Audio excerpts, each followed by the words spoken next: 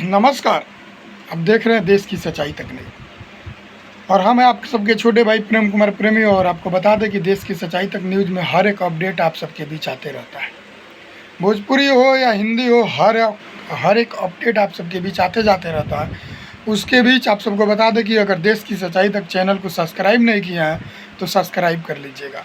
अगर bell icon नहीं दबाए हैं तो सब्सक्राइब करके बेल आइकन दबा दीजिएगा, ताकि हर एक नोटिफिकेशन सबसे पहले आप तक पहुंचे। और इस वीडियो को लास्ट तक देखिएगा, काहे कि इस वीडियो में आप सबको बता दें कि आज फिर से बात करने वाले हैं सौम्या पोखरेल के बारे में। जी हाँ, जो भोजपुरी से नेपाली टैटू गर्ल जो भोजपुरी में विलम्ब कर रही है, सौम्या पोखरेल, जो इन दिनों हाल ही में सौम्या पोखरेल जो हल्दी लागे जान के खेसारी लाल यादव जी के साथ में वीडियो में काम की है, वही सौम्या पोखरेल के बारे में आज बात करने वाले हैं, जो हल्दी लागे जान के वीडियो में काम किया। जी हाँ, काफ़ी भी गाना अच्छा लगा और काफ़ी भी गाना ट्रेंड कर रहा है भोजपुरी में। काफ़ी भी लोग पसंद कर रहे हैं सौम्या पोखरेल का गाना। सौम्या पोखरेल के ऊपर नहीं कर रहा है, अगर वो खेसारी लाल यादव जी का गाना है हल्दी लागे जान के, उसी के ऊपर वो गाना चल रहा है। इसमें सौम्या पोखरेल का कोनो मायने नहीं रखता। वहीं सौम्या पोखरेल टैटू गर्ल सौम्या पोखरेल नेपाली लड़की, वो बोल रही है कि हम पवन सिंह जी को नहीं जानते। जी हाँ, लाइव एक न्यूज़ वाला रिपोर्टर से बोल रही है कि हम पवन सिंह जी को नहीं जानती, तो अपने बाप को नहीं जानती, तो ये बताइए भोजपुरी में किसको जानती है? भोजपुरी को विनाश करने चली है। इसी मामला को लेके कुछ यूट्यूबर लोग भी बहुत तरह के ये सब आपको बता दें कि बहुत तरह के बातें निकाले हैं।